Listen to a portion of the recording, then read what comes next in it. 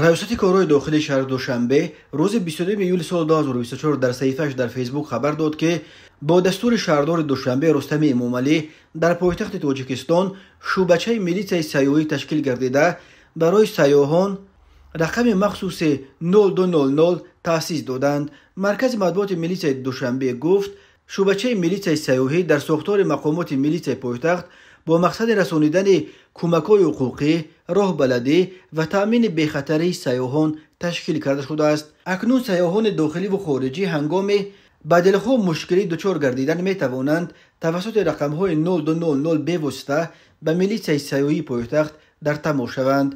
گفته می شود در اطلاعیه قبلا چنین شعبه‌های میلیسیای سیاحی در چند واحد دیگر وزارت کارهای داخلی تاجیکستان از جمله در ریاست کارهای داخلی ولایت مختار کوهستان بدخشان که این ولایت مختار واقع در شرق جمهوری یکی از سمت‌های عمده سفر سیاحان خارجی به شمار می‌رود تشکیل کرده شدند.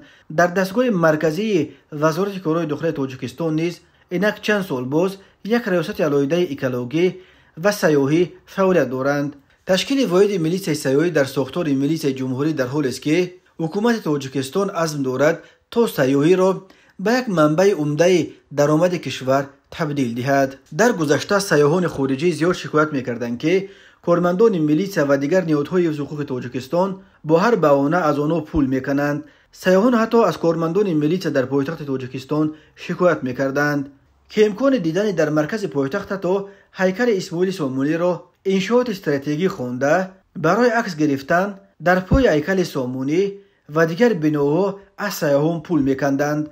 در پاسخ به این شکایت‌ها پرزیدنت تاجیکستان امامعلی رحمان در یک سخنرانیش هر نوع بدرفتاری نسبت به سیاحان را که مهمان جمهوری میشوند هموزن خیانت به وطن نامید و طلب کرد که افرادی که به چنین قانون شکنی را میدهند شدیداً جزا داده شوند.